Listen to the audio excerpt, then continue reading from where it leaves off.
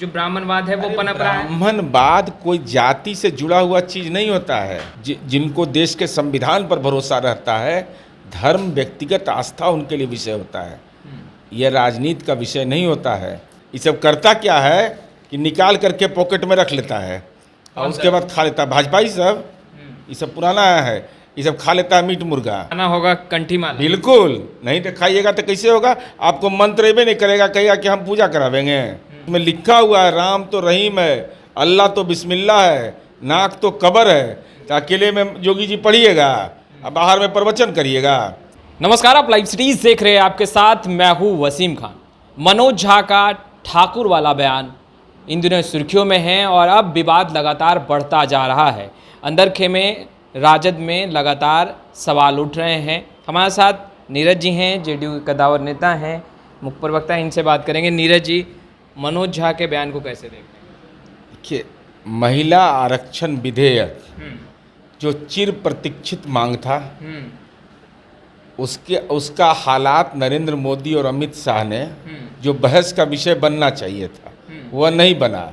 सत्यनारायण स्वामी का कथा कह दिया और उसमें लीलावती कलावती की कहानी है कि भगवान यह मनोकामना पूरा कीजिएगा तो हम अगला बार पूजा देंगे। महिला आरक्षण विधेयक कब पारित हुआ, कब लागू होगा, इसका कोई भी समय सीमा तय नहीं है। जो प्रक्रिया के तहत है, बहस का विषय यह बनना चाहिए था कि बिहार मॉडल को कैसे प्रभावी करें, देश के अंदर में कैसे कास्ट सेंसस हो जाए। मनोज झा ने क्या एक समाज ठाकुर को टारगेट किया? बोलने दीजिए। मनोज झा जी राज्यसभा के सांसद है, जहाँ का मैं सदस्य नहीं हूँ।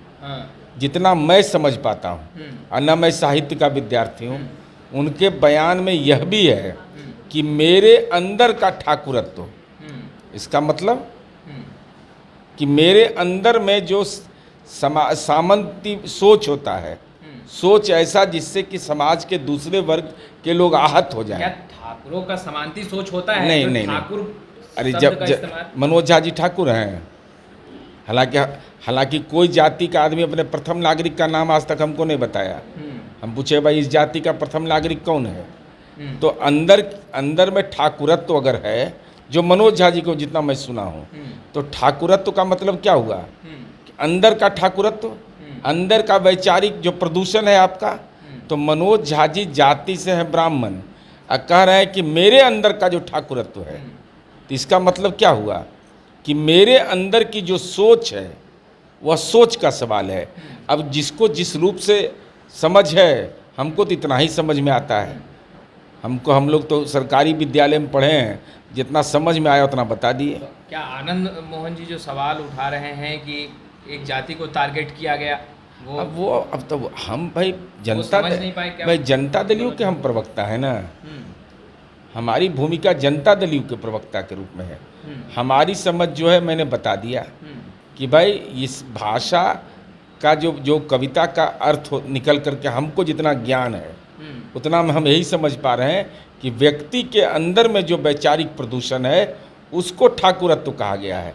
अब इसको जो जिस रूप में लेता हो, ये तो लोकतंत्र है, सबको आज़ादी है अपनी बात कहने की। आनंद मोहन ने कहा कि स्वाभिमान के लिए जान दे सकते हैं और जान ले भी सकते हैं। स्वाभिमान तो चुनौती है ही।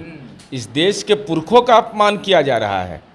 इस देश के अंदर तो इतनी बड़ी चुनौती है कि अभी बाबू वीर कुंवर सिंह के नाम पर कार्यक्रम हुआ, आरा के जगदीशपुर में गिनीज बुक में नाम दर्ज हुआ, लेकिन बाबू वीर कुंवर सिंह का नाम नहीं है। ये स्वाभिमान नहीं है। यह स्वाभिमान नहीं है कि नीतीश कुमार जी सवर्णों को स्कॉलरशिप देते हैं, लेकिन बगल पड़ोस के उत्तर प्रदेश में नहीं मिलता है, भाजपा शासित प्रदेश में नहीं मिलता है। क्या यह स्वाभिमान का विषय नहीं है कि भारत माँ का सपूत अगर शहीद हो जाएगा तो उसको अनुकंपा का लाभ नहीं, और चतुर्थ वर्गीय कर्मचारी की मौत हो जाएगी तो उसको अनुकंपा का लाभ मिलेगा? यह विषय नहीं है कि 10% जिनको आरक्षण मिला है संविधान के तहत, आज उनको मोदी और शाह की सरकार उसको स्कॉलरशिप नहीं देती है। अच्छा, तो स्वाभिमान का तो सामाजिक सोच होना चाहिए। आनंद मोहन ने कहा कि मनोज झा बीजेपी के एजेंट हैं। उनकी बातों में वो अब इस सब झलकता पर है। हम कोई टिप्पणी नहीं करेंगे, हमको न सुने हैं न मुझे कोई आप लोग तो साथ में है ना, राजद के साथ है ना? हमारे भाई तो राष्ट्रीय जनता दल में हमारा महागठबंधन है। जो जो जो लग रहा बीजेपी है- जो बीजेपी का एजेंट था उस सबको तो निकालिए दिए पार्टी से हम।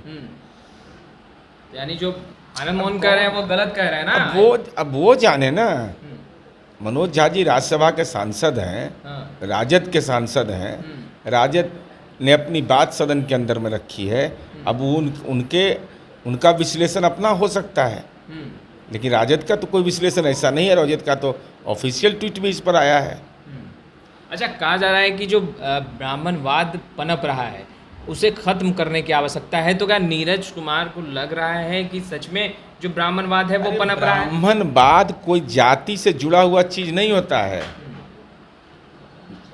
वह एक सोच है, एक नजरिया, एक वैचारिक सोच है। हाँ, तो ये तो समाज के अंदर संक्रमण चलता है भाई, देश के अंदर में संक्रमण नहीं है। इस सवाल पर बताइए, भारतीय जनता पार्टी में आज तक कोई दलित आरएसएस का चीफ नहीं बना है। तो ये क्या बताता है? ये कौन सी सोच है? दलित के घर में भोजन करेंगे लेकिन दलित को वह नहीं बनाएंगे। दलित राष्ट्रपति बनाएंगे लेकिन दलित से संसद का शिलान्यास नहीं करवाएंगे। तो ये सोच क्या है? यह सोच है, कौन सी सोच है? आज दलित आदिवासी राष्ट्रपति बनाएंगे, महिला बनाएंगे, लेकिन उनको उद्घाटन समारोह में नहीं बुलाएंगे। ये तो वैचारिक नजरिया होता है विचार का। लेकिन समाजवादी आंदोलन में जो काम करने वाले लोग रहते हैं, जिनको देश के संविधान पर भरोसा रहता है, धर्म व्यक्तिगत आस्था उनके लिए विषय होता है। यह राजनीति का विषय नहीं होता है कि राम राम राम राम राम राम अल्लाह अल्लाह, इसके लिए राजनीति का जगह है कि देश का संविधान के लिए जय जय जय बोलने के लिए है। तो अब क्या लग रहा है कि ये जो आपने लास्ट में राम राम अल्लाह अल्लाह या जय जय कहा, यही अब राजनीति में हावी हो रहा है और मुद्दों की बातें बहुत कम? मुद्दे की बात कहाँ हो रही है? नहीं तो इस देश के अंदर में राष्ट्रपिता महात्मा गांधी से बड़ा कौन राम भक्त हुआ? जो ये व्यक्ति यह जान रहे थे कि हमको गोली लगने वाला है और उनके मुंह से निकलता है हे राम, और जो मुर्गा मीट खाता है वो सब कह रहा है भगवान राम के नाम पर पूजा कर रहा है। एगो भाजपा को सलाह देते हैं, आज अनंत चतुर्दशी है। आज जो भी रक्षा सूत्र बांधता है 14 दिन तक मीट मुर्गा नहीं खाना है एकदम। ये सबको एकदम सलाह दे दीजिएगा, और कहीं खाए वह फोटो खींच लीजिएगा। ये सब करता क्या है कि निकाल करके पॉकेट में रख लेता है और उसके बाद खा लेता है। भाजपा ही सब ये सब पुराना है, ये सब खा लेता है मीट मुर्गा। तो इस सब पर ध्यान रखिए। सनातनी अब है, हिंदू थे तो हम नहीं बोल रहे थे, अब सनातनी हो गए हैं। आप भी छोड़ दिए? नहीं, हम क्या छोड़ देंगे, 14 दिन तक हम आप तो नहीं खाते ही हैं। 14 दिन तक आप भी नहीं ना खाइएगा? 14 दिन तक कैसे खाएंगे हम जब बांध लिए तो नहीं खाएंगे। लेकिन हम दूसरी बात कर रहे हैं, भारतीय जनता पार्टी के लोग अब सनातनी हैं। तो सनातनी है तो 2-3 चीज़ पर ध्यान रखिए। कंठी माला है कि नहीं? सबके पूछिए कि आप सनातनी है तो कहेगा कि हाँ। तो कंठी माला जदयू वाला करा दिखाने के लिए, कंठी माला दिखाने के लिए कहिए उसको, कंठी माला दिखावे और खड़ा हूँ। यानी सनातनी को अब दिखाना होगा कंठी माला? बिल्कुल नहीं दिखाइएगा तो कैसे होगा? आपको मंत्र भी नहीं करेगा, कहेगा कि हम पूजा करावेंगे। अरे सनातन धर्म का मतलब होता है ठाकुर जी का पूजा करना। यानी जो भी सनातनी है उनको कंठी माला दिखाना होगा? बिल्कुल, ये परंपरा है हमारी। अच्छा। जैसे नाथ संप्रदाय के हैं जोगी जी, तो नाथ संप्रदाय के हम भी हैं। तो हम लोग रमजान के महीना में 5 बार मोहम्मद बोध पढ़ते हैं, वो भी पढ़ते हैं अकेले में। हम पढ़े तो देखे, तुरंत ट्वीट किए, बधाई दिए।